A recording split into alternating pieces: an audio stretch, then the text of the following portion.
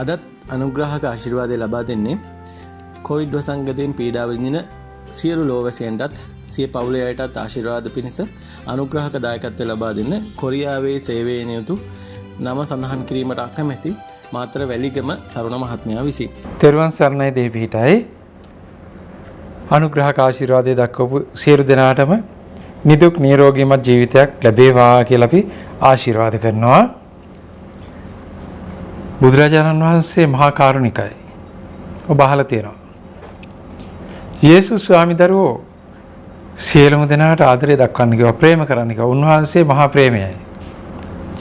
මේ දේවල් වලින් ගම්ම වෙන්නේ කුමක්ද? කරුණාවයි. කරුණාවන්ත වෙන්න කෙනෙක් සංවේදී වෙන්න ඕනේ. එහෙනම් බුද්ධත්වයේ වගේ උත්තර තත්වයකට, රහත් වගේ තත්වයකට යනවා නම් සංවේදී භාවයේ අවශ්‍යතාවයක් එතන තියෙනවා, තේරෙනවා. සංවේදී වීම. කරුණාවන්ත කෙනා හරි සංවේදී. කෙනෙක්ට කනගාටුවක් වුණාම, දුකක් කරදරයක් වුණාම යහපත් කෙනා නිතරම සංවේදී විත්‍ය ඔබ පිළිගන්නවා. එතකොට සිත දියුණු කෙනෙක් නේද? සිත ඉහළටම දියුණු කරපු කෙනෙක් සංවේදී කෙනෙක් විත්‍ය එයින් තේරෙනවා.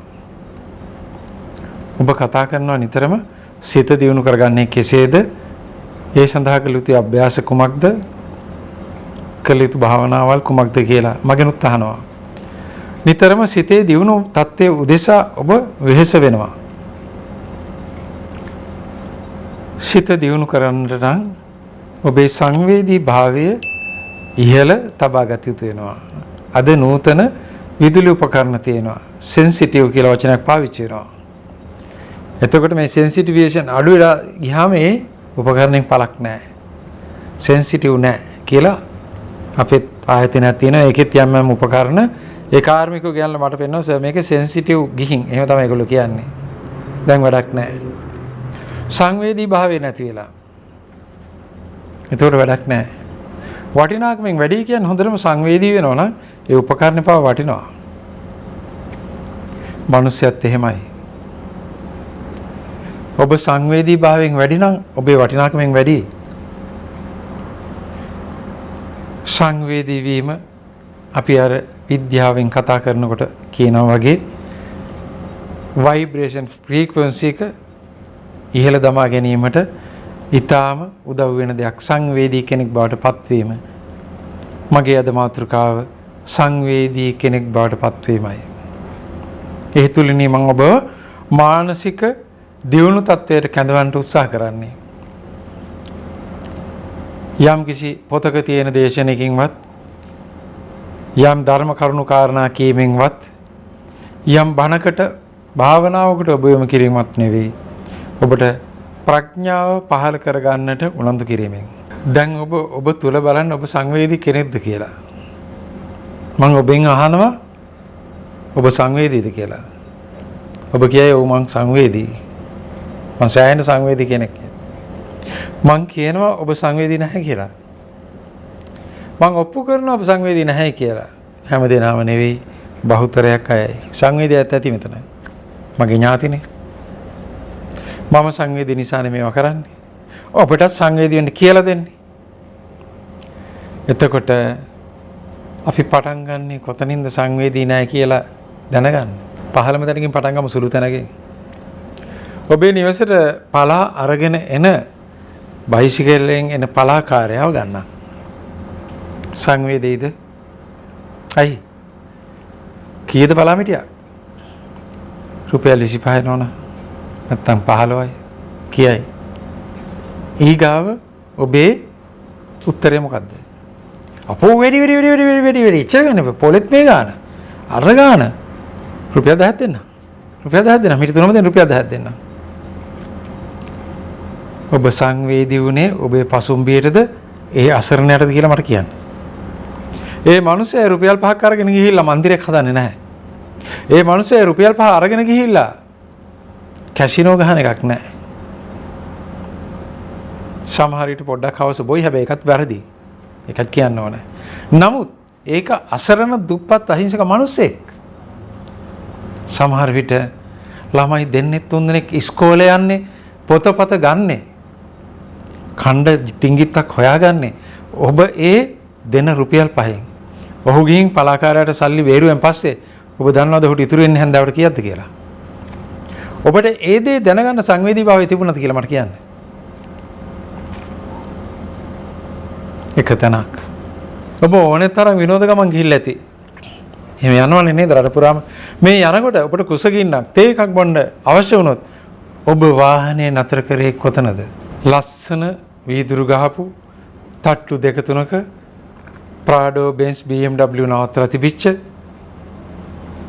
ලොකු තැනක වෙන්න ඇති. ඒත් නැත්තම් ලස්සන නංගිලා ටිකක් අක්කලා ටිකක් ලස්සනට හිරට ජීන්ස් ඇඳලා කොණ්ඩේ පාට කරලා සිත් ගන්න සුළු විදියට එහා මෙහා යනවා පෙනිච්ච තැනක් වෙන්න ඇති නේද පුතේ? මල්ලිලා එහෙම වෙන්න ඇති නේද? මට කියන්න ඔබේ සංවේදීකම කොතනද තිබුණේ කියලා. ඒ පාරේ මග යනකොට ඔබට කවදාවත් හිතුනේ නැද්ද? අර දුප්පත් අහිංසක මිනිස්සෙක් තමන්ගේ බිරිඳත් එක්ක චූටි පුතා ඉරිච්ච පොතක ගණන් හදනකොට පැත්තක තියාගෙන අර ලෑලි තට්ටුවක ලැවරියා දෙකක් ආප්පයක් තියාගෙන පොඩි තේ පෝච්චියක් පැත්තක තියාගෙන විකුණන තේ කඩේකින් ඔබට තේ එකක් බොන්න තරම් සංවේදීකමක් තිබුණාද කියලා මම ඔබෙන් අහනවා. ඔබ කිව්වේ කොහොමද? පොඩි කඩවල නවතින්න එපා ඒවා ජරාවයි. විෂ බීජ.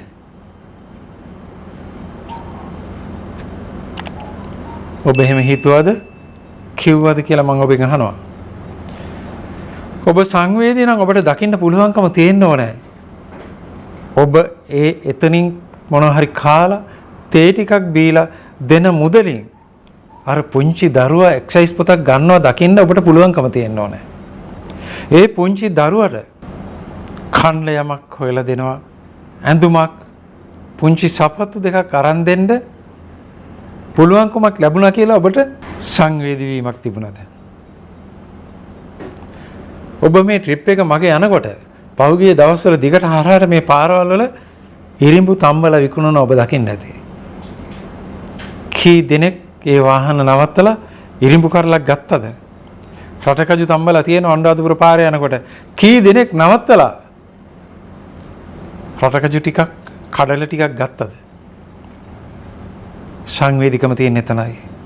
ඔබ නැවැත්වී ලොකු හෝටල් වල ඔබේ ලොකුකම් පේන්නේ. අර දුප්පත් අහිංසක මිනිස්සු ගාව තියෙන ජරාව කියලා ඔබ කිව්වේ. පොහොසත් මිනිහා ගාව තියෙන ජරාවනේ පිරිසුදු දෙය කියලා ඔබ හිතුවේ. නමුත් අමතක කරන්න එපා ලෝකේ ජරාව කියලා කියන්නේ කොමක්ද කියලා. තණ්හාව තමයි ජරාව. කෙනෙකුට නොසැලකීම තමයි ජරාව කියන්නේ. හිංසා කරන දේ තමයි ජරාව කියන්නේ. ලෝකේ ජරාව නැතිකම පිරිසුදුකම කියලා කියන්නේ යහපත් සිතුවිල්ලෙන් යහපත් හැඟීමෙන් අහිංසකව ඉන්න තැනයි යහපත්කම තියෙන්නේ. නිවැරදි පිරිසුදුකම තියෙන එතනයි. මට කියන්න සැබෑ පිරිසුදුකම තිබුණේ අර දැවැන්ත හෝටලේ මුදලාලි ගාවද ඔබට ඉරිඹු කරලක් තම්බලා දීපු අහිංසක ගමේ අම්මා තාත්තා සහෝදර සහෝදරිය ගාවද කියලා. ඔබට වඩේ එකක් බෙදලා දීපු රටකජු ටිකක් කඩල ටිකක් තම්බලා දීපු අර අහිංසක හිනාව අවංක හිනාව තිබිච්ච පුංචි මිනිහා ගාවද කියලා මම ඔබෙන් අහනවා. ඔබ සැබෑ ජරාව දැක්කේ කොතනද? මම ඔබට කියන්නේ නැහැ මේ හැම තැනම අහවල් තැන ජරාවමයි අහවල් තැන පිරිසිදුමයි කියලා. ඔබටත් මටත් ඒක තීන්දුව කරන්න බෑ. අපි ඕන තරම් අපි අතින් ජරාව කැවිලා ඇති. හැබැයි අර අපි සමාජයේ ජරාව කියන දේ කන අය නෙවෙයිනේ. අපි අතින් අපේ ශරීරයට ඕන තරම් විස බීජ ශරීර ගත වෙලා ඇති. හැබැයි ඒවා ක්‍රියාත්මක වෙන්නේ නැති වෙන්නත් ඇති. ඇයි? ඇතුළ හොඳ නම් ওই විස බීජ ක්‍රියාත්මක වෙන්නේ නැහැ. ඔබට පුළුවන්කම තියෙන්න ඕනේ සැබෑ සංවේදීකම නැතනදී දකින්න. ඒ අහිංසක දුප්පත් මිනිස්සෙක් පාරේ තියාගෙන දෙයක් විකුණන්නේ. ලොකු මන්දිරයක් හදන්නවත් නැත්තම් පාර්ලිමේන්තුව යන්නවත් දුප්පත් මිනිහෙක් පීඩාවට පත් කරන මිනිස්සෙක් වෙන්නවත් නෙවෙයි. අමතක කරන්න එපා. ඒ මිනිස්සයා ජීවිතේ ගැට ගන්නයි මේ දේවල් කරන්නේ. ඔබ සුපර් මාකට් එකෙන් ගිහිල්ලා ඉවරලා ඉලෙක්ට්‍රොනික තරහදීන් මාළු මිරිස් 100යි 250යි 300යි පොන්චි 100යි ඔබ ලස්සනට කියලා ගන්නවා. අහිංසක මිනිහෙක් පාරේ යනකොට එළවලු තට්ටුවක් දාගෙන ඉන්න තැන ඔබ නවත්තන්නේ නැහැ. ඔබේ සංවේදීකම මේකද? ඔබ නොසලකා හැරලා අද පහළට දාලා තියෙන ඔබේම පන්තියයි අපේම පන්තියයි අපි පාගන්නේ. නැගිටවන්න ඕන කෙනාව පාගන්නේ ඒ පන්තියමයි. පුස් සයිකලෙන් එදා ගිය ඔබ ඊට පස්සේ ගිය මෝටර් සයිකලෙන්. ඊට පස්සේ ඔබ ගියේ වෑන් එකකින්. ඊට පස්සේ මරුටියකින්. ඊට පස්සේ අද ඔබ යනවා ඇති BMW එක නැත්තම් හොඳ වාහනයක. අමතක කරන්න එපා. ඔබ අර බයිසිකලෙන් ගිය කට්ටියගේ පන්තියේ කෙනෙක් විත්තේ. ඔබේ පන්තිය තියෙන එතනයි. උත්පත්තියෙන්ම කෝටිපති අපේ රටේ ඇති. ඒගොල්ලන්ට මම කතා කරන්නේ ඒගොල්ලන්ගෙන් මට වැඩක් නැහැ. මම කතා කරන්නේ අපේ පන්තියටයි. අපිට ජීවිතේ තියෙන එතනයි. ඕනම සතෙක් තමන්ගේ වර්ගයේ කාට සලකනවා. කාක්කෙක් මැරිලා වැටුනොත් කාක්කෝ කී දෙනෙක් එතන වටේ රැස් වෙනවද? බල්ලෙක් වාහනයකට යට වුණොත් බල්ලෝ කී දෙනෙක් වටේ ඇවිල්ලා බුරනවද? වටේට කාටවත් එන්න නැති වෙන්නේ. අපේ එකෙක් වලට වැටුනොත් කී දෙනෙක් වටේට ඇවිල්ලා කෑ ගහනවද බුරනවද? එකෙක් පලාත එන්නේ නැහැ. වාහනයකට යට වුණොත් පලාතේ එකෙක් නැහැ හොයන්නේ. ඒ ඥාතියව ස්පිරිතාලට ගෙනියන්න කෙනෙක් නැහැ. අපි පහුගිය කාලේ දැක්කා කඩු වලින් කපනවා කොටනවා වෙඩි තියලා දානවා. කෝ ඇවිල්ලා අර කාක්කෝ කෑ ගහනවා වගේ කෑ ගැහුවා. අර බල්ල බුරනවා වගේ වටේ රැස් වෙලා කෑ ගැවෙන තම බුරන්න හරි තිබ්බා. බිරුවද කියන්නේ? එතෙන්ටත් ඇවිල්ලා බල්ලෙක් බිරුවොත් මිසක් මිනිස්සෙක් ඇවිල්ලා බිරුවේ නැහැ තමුන්ගේ මිනිස්සයා වෙනුවෙන්. අපි දැක්කා. මොනවද කරේ? මැරණ එකවත් වීඩියෝ කරලා දාන තරම් නිවට තිරසන් જાතිය බාටපත් වුණා. ඔන්න සංවේදීකම. සංවේදීකම බිඳුවටම ගියාම මේ දේ කරන්න පුළුවන්. අර 50 දින මිනිහාගේ වේදනාව දැක්කද? පොඩි දරුවෝ අපි දැක්කා. එකෙක් කඩුවකින්ද පීයකින්ද කපනකොට අනිත් කොල්ලෝගෙන් වීඩියෝ කරා. සංවේදීකම කොතනද තිබ්බේ? අද සංවේදීකම බිඳුවට බහලා තියෙන්නේ. ඒ නිසා කාට හිරිහැර වුණත් අපේ හදවත් අද කම්පාවටපත් වෙන්නේ නැහැ. මම මේ කියන්නේ ඔබට චිත්තං යසන කම්පති ගැන නෙවෙයි. සංවේදී වෙන්න ඕන තැනදී සංවේදී නැතිවීම ගැනයි. අෂ්ටලෝක ධර්මයේ කම්පා වෙන්න එපා කියලා තියෙන එක මම පිළිගන්නවා. මම දන්නවා. මම මේ කතා කරන්නේ ඒ ගැන නෙවෙයි. ඔබේ සංවේදීකම ගැනයි. කම්පා වීම ගැන නෙවෙයි. බුදුරජාණන් වහන්සේලා රහතන් වහන්සේලා අෂ්ටලෝක ධර්මයේ කම්පා වුණේ නැහැ. හැබැයි හැම තැනකදීම උන්වහන්සේලාගේ සංවේදීකම තිබුණා. නැත්තම් අඟුලිමාලට අර කඩුව හරන් යන පාරේ ඉස්සරහට යන්නේ නැහැ. සංවේදීකම නොතිබුණා නම් ආලවක යක්ෂයා තමන්ව මරන්න ඉන්නේ නැද්දි? ඒ කුටියේ ගාවට යන්නේ නැහැ. සංවේදීකම නොතිබුණා නම් තමන්ට අර තරම් පරිභව කරද්දිත් නොසැලී ඉඳමින් මිනිසුන්ට මේ සසරින් ගැලවෙන්න ක්‍රමයේ කියලා දෙන්නේ නැහැ. සංවේදීකම නොතිබුණා නම් කුරුසේ ගිහිල්ලා අනිත් අය වෙනුවෙන් ජීවිතේ පුදන්නේ නැහැ. මේව අමතක කරන්න එපා. සංවේදීකම නැති කෙනා දරලියක් හා සමානයි. සංවේදීකම තියනවද කියලා දැන් ඔබේ පපුවට තට්ටු කරගෙන බලන්න. සංවේදීකම තියෙනවා නම් ඔබට අර විදිහට පාරේ යනකොට අද ඉඳලා පෙනෙයි අහිංසක දුප්පත් මිනිසෙක් තමන්ගේ පුංචි කව ඉස්කෝලේ යවන්න වෙරදරන හැටි. ඒ වෙනුවෙන් කඩල ටිකක් විකුණන හැටි. ඒ වෙනුවෙන් බෙලිමල් ටිකක් තම්බන හැටි. ඉරිඹු කරලා තම්බලා ඔබට විකුණලා කෝටියක් හම්බ කරන්න බෑ. ඒ පොඩි මුදල් හම්බ කරලා තමයි දවසට එක වේලක් කන්නේ. අද අපේ රට ගැන ඔබට අලුතෙන් කියන්න අවශ්‍ය නැහැ. අපි නැගිටවන්න ඕන මෙන්න මේ අත්ොයි. අපේම ඥාති අපේම සහෝදරයෝ ඉන්නේ. අපි පාරේ යනකොට දකින්න පාර දෙපැත්තේ අමතක කරන්න එපා. බඩට කාලා tie එක වේලක්. දරුවට කන්න දීලා බඩගින්න ඉඳලා ඇති. පොඩ්ඩක් ඒ ගියාම අහලා බලන්න තොරතුරු. කතරගම යන අය ඉන්නවා. මොනරාගල පාරෙන් යන අය ඉන්නවා. බිබිල පැත්තෙන් යන අය ඉන්නවා. අපි ඒව ගිහිල්ලා අහලා තියෙන හන්දයි කියන්නේ. පිහිටලා තියෙන හන්දයි කියන්නේ. මගේ ක්‍රමයට මම පිහිටලා තියෙනවා. ඇයි කිව්වම තාත්තා ලෙඩින් ඇඳේ ඉන්නේ මහත්යෝ කරගන්න දෙයක් නැති නිසා මේ ඉරිඹු කරල් ටික විකුණන්නේ මේ වඩේ විකුණන්නේ කිව්වම මම ඒ තැනට ගිහිල්ලා අදාළ කෙනා නැගිට්ටවල ඇවිල්ලා තියෙනවා. මගේ යනකොට ඒ ගෙදර කාමරයට ගිහිල්ලා අත තියලා මම සුව කරලා නැගිට්ටවල ඇවිල්ලා තියෙනවා. ඒ මගේ සංවේදීකම නිසායි. ඔබට ඒ හපංගම කරන්න බැරි ඉතින් මම දන්නවා. නමුත් ඔබට කරන්න පුළුවන් හපංගමක් තියෙනවා. ඒ තමයි මම රෝගීව දෙපැයින් නැගිට්ටුවා වගේ ඔබට පුළුවන් ඒ අයව සැබවින් දෙපැයින් නැගිටවන්න උදව් කරන්න. ඒ ඔබ කෝටිපතියෙකුට දෙන මුදල අර අහිංසක මිනිස්සෙකුට දීමෙන් ඒ මිනිස්යාගේ ජීවිතය යහපත් කරන්නට පුළුවන් සංවේදී බව ඔබ ළඟ ලැබීමෙන් මේ සංවේදී බව ළඟා කරගන්න නැතුව ඔබ බලාපොරොත්තු වෙනවා සිත දියුණු කරගන්න. සිතේ දියුණුකම තමයි මම ඔබට කිව්වේ. සිත දියුණු කෙනා හොයාගන්න පුළුවන් ක්‍රම තමයි මම ඔබට කිව්වේ. ඔබට පාරේ යනකොට දකින්න පුළුවන් ඇති සමහර චූටි ලෑලි තට්ටු කඩවල වලින් බඩු ගන්න නැත්තෝ ලොකු වාහන වලත් නවත්තලා තියෙන වෙලාවල් ඔබට දකින්නට ලැබෙයි. අන්න සිත දියුණු කෙනෙක්. ඇයි සිත දියුණුයි කිව්වේ? ඔහු සංවේදී කෙනෙක්.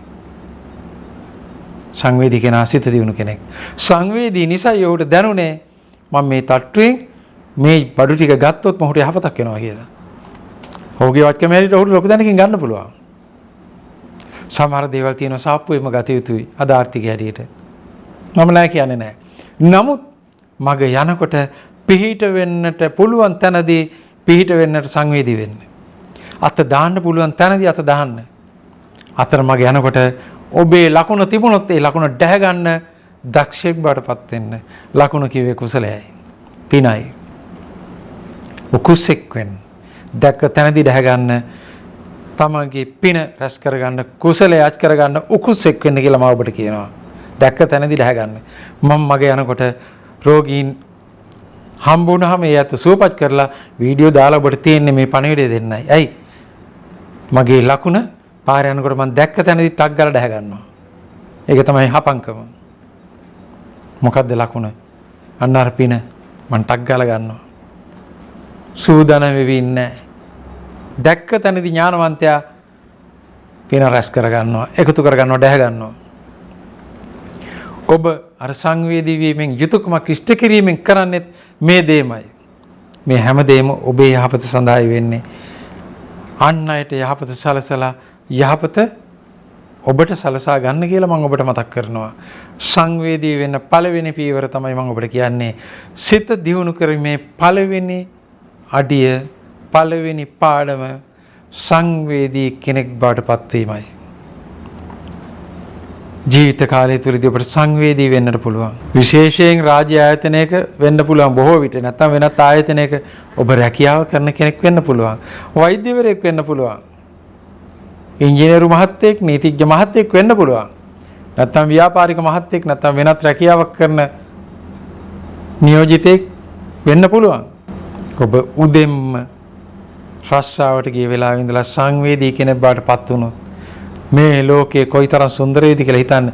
ඔබේ සේවය ලබාගෙන එන්න කෙනාගේ හදවතේ තියෙන උවමනාව යම් වේදනාවක් තියෙන්න පුළුවන් කාර්යයක් ඉෂ්ට කරගන්න බැරි වෙච්ච නිසා ඒ වේදනාව අපි හිතමු උදාහරණයක් ලයිට් ගන්න ඇවිල්ලා තියෙනවා ලයිට් ගන්න බැරි වෙලා තියෙනවා කියලා උදාහරණයක්.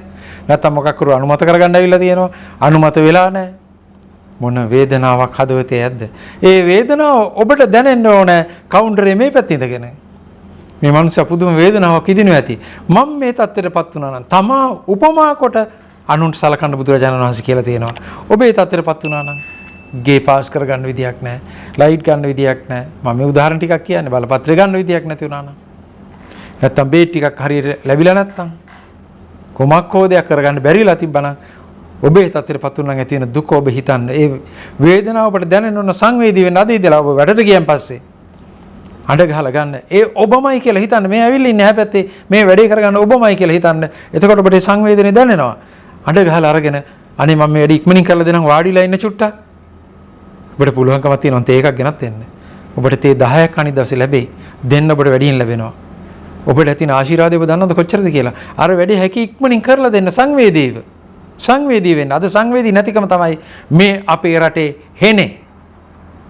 කිසිම කෙනෙක්ගේ දුකක් කිසිවෙකුට තේරෙන්නේ නැහැ. අද මුළු රටම දුකෙන් තේරෙන්න ඕන කට්ටියට තේරෙන්නේත් නැහැ.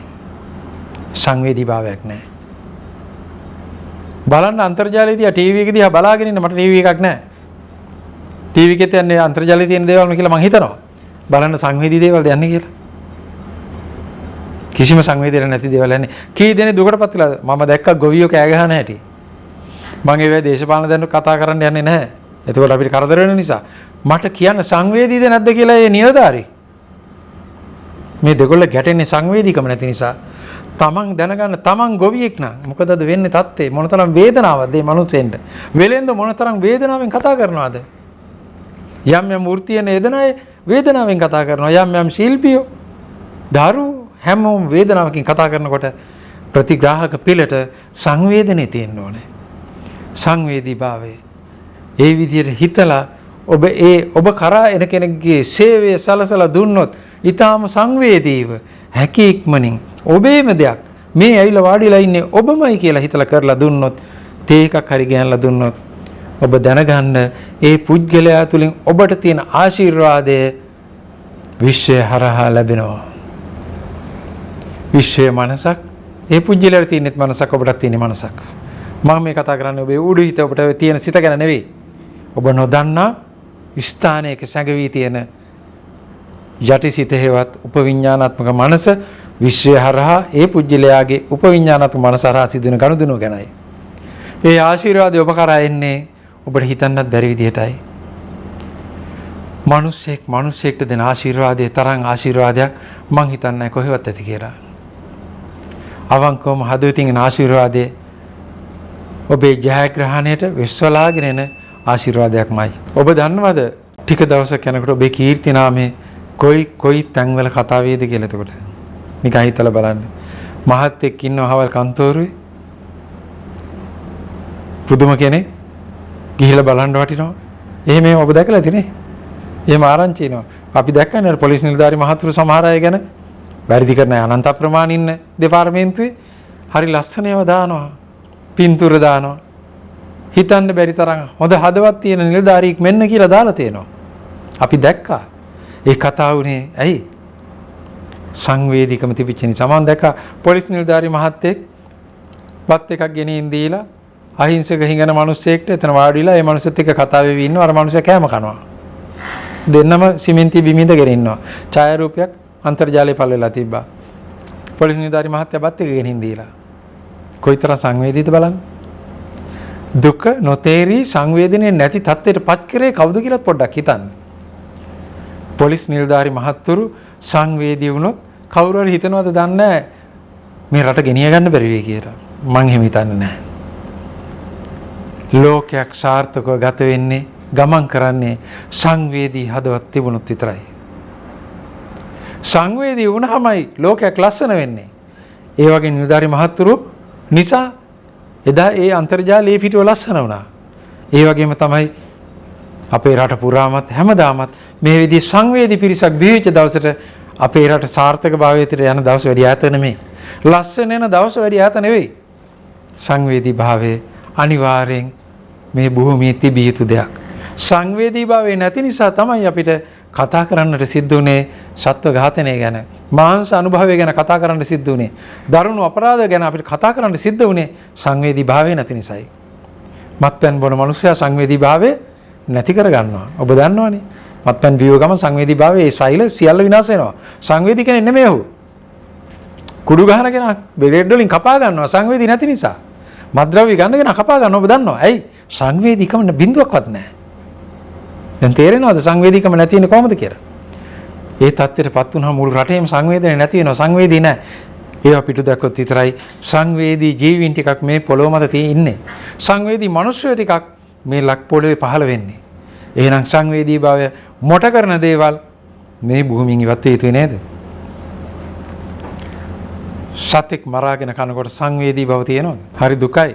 ඒක ස්වාමීන් වහන්සේ නමක් කියලා තිබුණාටම පිළිගන්න. මේ විදිහට මස් කෑම ඇතෑරියොත් මේ සත්තු බෝ වෙලා මේකේ මිනිස්සුන්ට ඉන්න ඉඩ නැතිනවා කියලා. කොයි බුදුහාමුදුරන්ගේ ගෝලෙද්ද කියන්නම් දන්නේ නැහැ. එතකොට ඒ කියන්නේ මේ ලෝකේ පොළොවේ ඉඩ තියෙන්න ඕන අපිට විතරයි කියන එකද? සත්තුන්ට මහ පොළොවේ ජීවත් වෙන්න අයිති නැහැ කියන එකයි උන්වහන්සේ කියන්නේ. මිහිඳු හාමුදුරුවෝ කිව්වේ මේකද කියලා මම අහනවා. උන්වහන්සේ තමයි මේ පොළොවේ ම්ලේච්ඡය වගේ සංවේදනය නැතුව හිටපු අපිට සංවේදී භාවය ඇති කරගන්නට කියලා දුන්නේ. මේ අපි කරු කරනවද?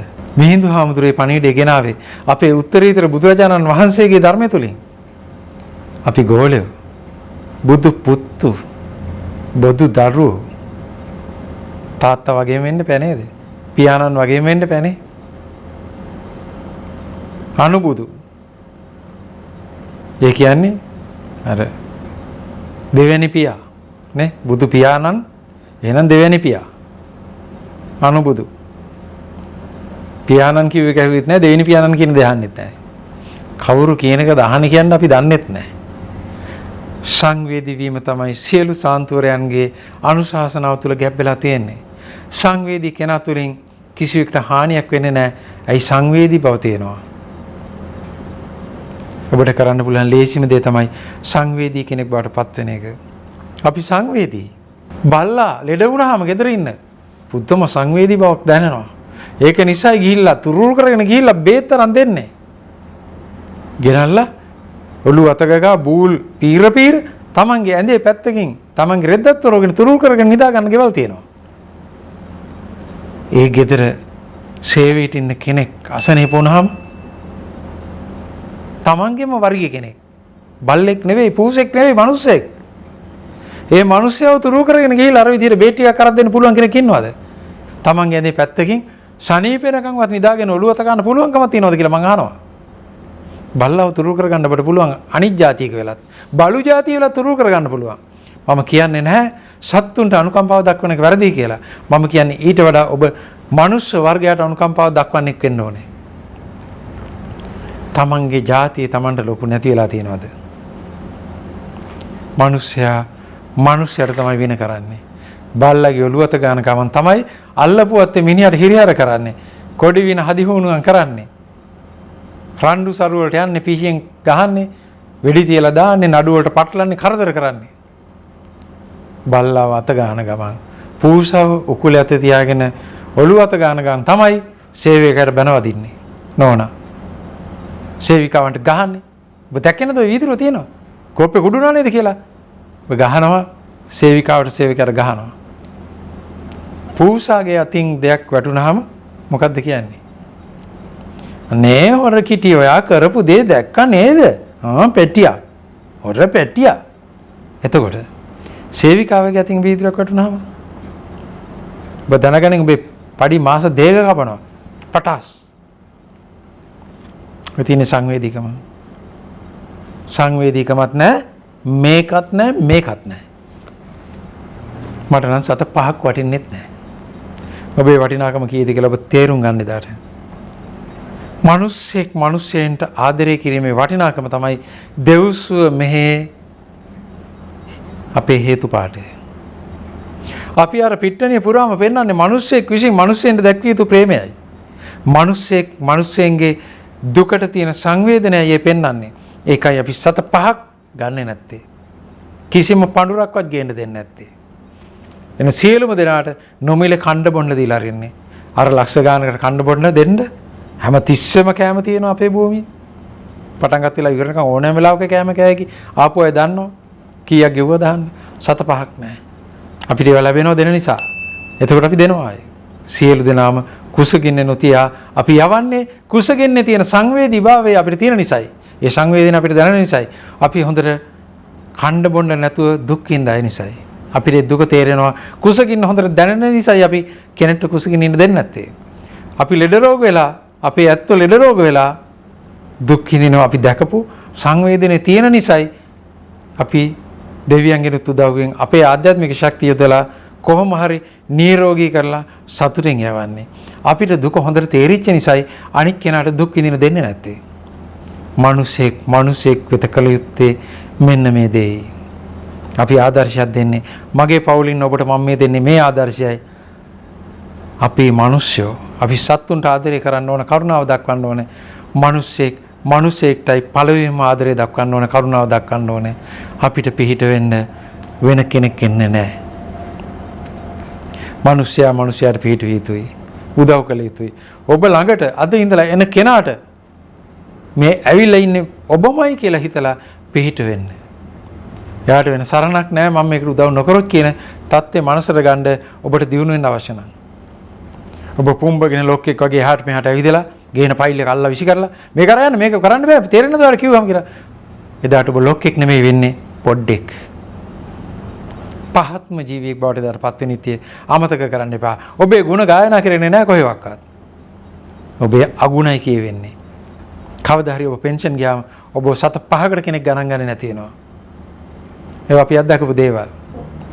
ඊට කලින් ඔබ මෙලෝ ගණන් ගන්නෙත් නැහැ, එලෝ ගණන් ගන්නෙත් නැහැ. ඒක නිසා ඔබ සංවේදී මිනිසෙක් බවට පත් වුණොත් විතරයි ජයග්‍රහණය ඔබට ලැබෙන්නේ කියලා අවසාන වශයෙන් මතක් කරනවා. සිත දියුණු කිරීමේ මාර්ගයේ පළවෙනි පාඩම මම මේ විදිහට ඔබට කියලා දෙනවා. මිනිසෙක් වෙන්න. සංවේදී මිනිසෙක් වෙන්න. තෙරුවන් සරණයි දෙවියන්ටයි.